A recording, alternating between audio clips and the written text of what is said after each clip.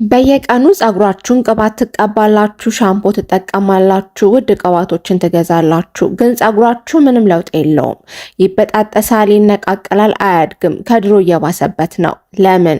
ይህ ጥያቄ ብዙዎቻችንን ያስጨንቀናል አውቃለሁ። ምክንያቱም ችግሩ ምን እንደሆነ ማንም በግልጽ አያሳያችሁም።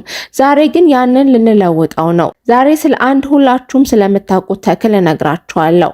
በሳይንስ የተረጋገጠ ብዙ ሰዎች የሚጠቀሙበት ፀጉርን በፍጥነት የሚያሳድግ ያለ ኬሚካል ያለ ውድ ትሪትመንት ቤታችሁ ውስጥ ልታዘጋጁት የምትችሉት መፍትሄ ይዤላችሁ መጥቻለሁ። ብዙ አያደክምም፣ ወጪ የለውም፣ ግን ትክክለኛው መንገድ ከተከተላችሁ ፀጉራችሁን በፍጥነት የሚያሳድግ ቀላል እንጂ እጅግ አስደናቂ መፍትሄ ነው። ግን ከዚህ በፊት አንድ ነገር ማወቅ አለባችሁ። በቪዲዮ መሃል ላይ አንድ ነገር አለ። ስለ ፀጉራችሁ ቆዳ ማወቅ ያለባችሁ ጉዳይ ነው። ይህንን ነገር ማስተካከል ካልቻላችሁ ምንም ብትቀቡ ፀጉራችሁ አያድግም። በጥሞና ተከታተሉኝ። በቪዲዮ መጨረሻ ላይ የሮዝመሪውን ውሃ እንዴት እንደምታዘጋጁ ነግራችኋለሁ። ወደ ዝርዝሩ እንግባ። መጀመሪያ ሳይንሱን እንረዳ። ምክንያቱም ለምን እንደሚሰራ ሳታውቁ ዝም ብላችሁ በልምድ ቅባቶችን ብትቀቡ ልክ የተሳሳተ መድኃኒት ላላወቃችሁት በሽታ እንደመውሰድ ነው። ሮዝመሪ ቅመም ነው፣ ቅጠል ነው፣ ግን ተራ ቅጠል አይደለም። በቅርብ ጊዜ የተጠኑ ጥናቶች እንደሚያመለክቱት ሮዝመሪ ለፀጉር እድገት ወሳኝ እንደሆነ ነው። በ2025 በ90 ሰዎች ላይ ለ90 ቀናት በተደረገው ጥናት ከ47 እስከ 58% ፀጉራቸው እድገት፣ ከ66 እስከ 68% ፀጉራቸው ውፍረት፣ 32% የፀጉር ብዛት አሳይቷል። እንዲሁም የፀጉር መርገፍን በ40% ቀንሷል። በተጨማሪም በተለያዩ ጥናቶች ሮዝመሪ ዘይት ከሚኖክሲዲል ጋር እኩል ውጤት እንደሚሰጥ ተረጋግጧል። ሚኖክሲዲል ምንድን ነው? ሚኖክሲዲል ፀጉርን ለማሳደግ ዓለም ላይ ከሚሸጡ ምርቶች ውስጥ ቁጥር 1 ነው። ውድ ነው፣ ኬሚካል ነው፣ ሳይድ ኢፌክቶችና እንደተጠበቀው የማይሰራባቸው ብዙ ምክንያቶች አሉት። ሮዝመሪ ግን ከኬሚካል የጸዳ ነው፣ ውድ አይደለም፣ ቤታችን ውስጥ ማዘጋጀት የምንችለው ነገር ነው። ፀጉራችሁ የሚበቅልበት ቆዳ ልክ እንደ ሰብል የሚያበቅል ማሳ ነው። እያንዳንዱ የፀጉር ስር ልክ እንደ አንድ ተክል ስር ነው። ያ ተክል እንዲያድግ ውሃ ያስፈልጋል፣ ማዕድን ያስፈልጋል፣ ፀሐይ ያስፈልጋል። ለፀጉር ሲሆን ደግሞ ከሁሉም በላይ የደም ዝውውር ያስፈልጋል። የደም ዝውውር ለፀጉር ወሳኝ ነው። ሮዝመሪ ውስጥ ሮዝማኒካና ካርኖሲካ ሲድ የሚባሉ ውህዶች አሉ። እነዚህ ውህዶች ምን እንደሚሰሩ ቆዳችሁ ውስጥ ያሉ የደም ቧንቧዎችን ያሰፋሉ። ቧንቧዎቹ ሲሰፉ ብዙ የደም ዝውውር ወደ ፀጉር ይፈሳል። ብዙ ደም ሲፈስ ወደ ፀጉራችሁ ብዙ ምግብ ይገባል። ብዙ ምግብ ሲገባ ፀጉራችሁ ያድጋል፣ ይፋፋል፣ ያምርበታል። አሁን ሳይንሱ ገብታችኋል ብዬ አስባለሁ። ግን ሌላ ችግር አለ። ብዙ ሴቶች ዝም ብለን ሮዝመሪ እንቀባለን፣ ግን ውጤት አናይም። አይሰራም፣ የውሸት ነው ብለን እንተወዋለን። ለምን አይሰራም? ምክንያቱም ፀጉራችንን የዘጋ አንድ ነገር አለ። የራስ ቅላችሁ ላይ የሞተ ቆዳ አለ። ቅባት የፕሮዳክቶች ክምችት ነው። እነዚህ ነገሮች ሮዝመሪ ይሁን ሌላ ፕሮዳክት ወደ ፀጉር ስር እንዳይደርስ ያግዳሉ። ቆዳችሁን ሳታዘጋጁ ሮዝመሪ ብትቀቡ ውጤት አይሰጣችሁም። በመጀመሪያ ጠላታችንን እንወቅ። በሰውነታችን ውስጥ ዲኤችቲ የሚባል ሆርሞን አለ። ይህ ሆርሞን ጠላት ነው። የፀጉር ስርን ያጠቃል፣ ያደክማል፣ ፀጉርን ቀስ በቀስ እያቀጠነ እያደከመ መጨረሻ ላይ እንዲነቀል ያደርጋል። ዲኤችቲ የፀጉር ስራችንን ያጨናንቃል።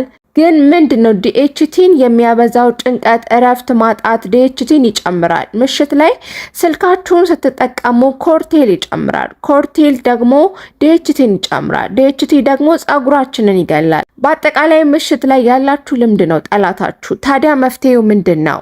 ሮዝመሪ ውስጥ ያለ ንጥረ ነገር በተለይ ካርኖሲክ አሲድ ዲኤችቲን ያግዳል። ስለዚህ ውጊያው ዲኤችቲ እና ሮዝመሪ መካከል ነው።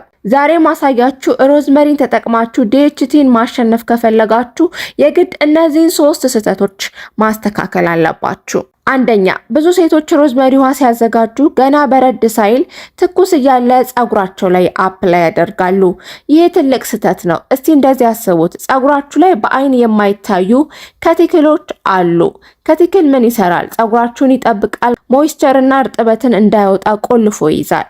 ከፍተኛ ሙቀት ሲነካው ይህ ከቲክል ይከፈታል፣ ይነሳል። ፀጉራችሁ ውስጥ ያለው እርጥበት ይተናል። ከዛ ምን ይሆናል?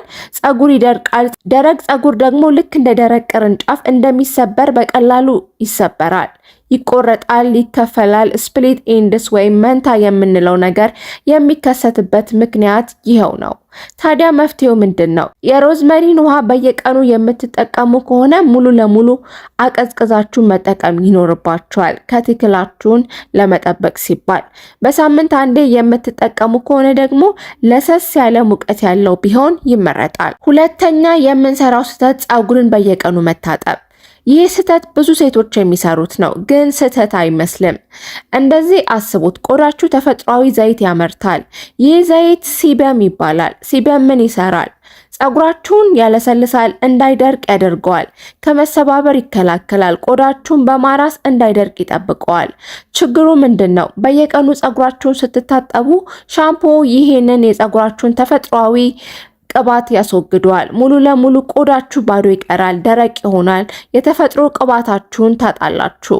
ስለዚህ እንደዚህ ያደረጋችሁ ከሆነ ለፀጉራችሁ የሚያስፈልጋችሁን ቅባት ታጣላችሁ። ሮዝመሪ ውሃ ስትጠቀሙ ይህ የበለጠ አስፈላጊ ነው።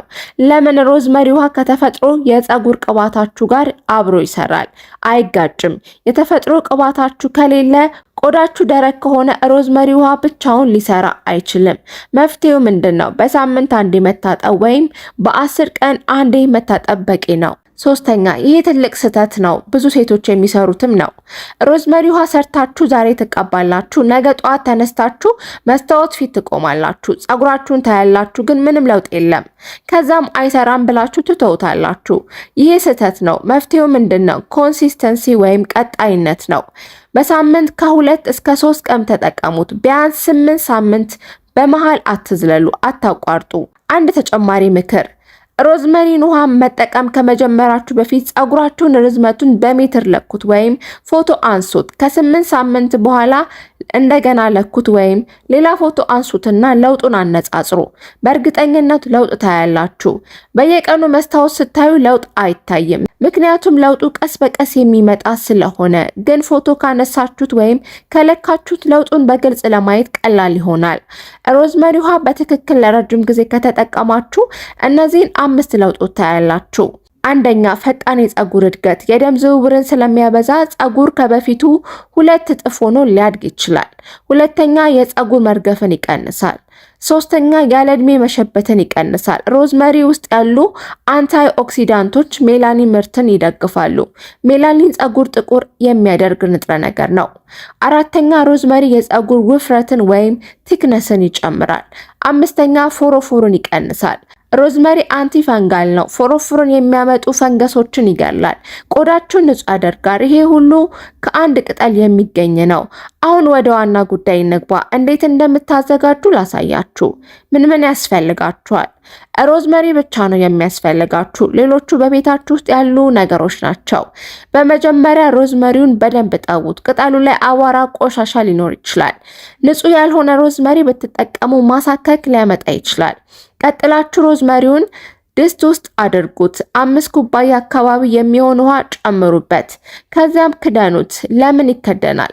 ሳይከደን ሲፈላ ንጥረ ነገሮች ከእንፋሎት ጋር ይተናል። ፈልቶ ካወረዳችሁት በኋላ ክዳኑን ሳትከፍቱ ቢያንስ ለ1 ሰዓት ተዉት። ሙሉ ለሙሉ ይቀዝቅዝ። ሲቀዘቅዝ ተጨማሪ ንጥረ ነገሮቹ ከቅጠል ወደ ውሃው ይገባሉ።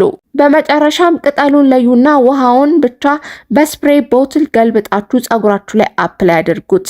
ፍሪጅ ውስጥ ማስቀመጥና እስከ 2 ሳምንት ድረስ መጠቀም ትችላላችሁ። ከ2 ሳምንት በኋላ ደግሞ እንደገና እንዳዲስ አዘጋጃላችሁ። አብራችሁኝ ስለቆያችሁ ከልብ አመሰግናለሁ። እንደዚህ አይነት የውበት አጠባበቅና እንደዚህ አይነት ከፀጉር እድገት ጋር የተገናኙና ከውበት አጠባበቅ ጋር የተገናኙ ሳይንሳዊ ምክሮች እንዲደርሳችሁ ቻናሌን ሰብስክራይብ በማድረግ ቤተሰብ ይሁኑ። በቀጣይ በሌላ ቪዲዮ እስከምንገናኝ ሰላም ቆዩ።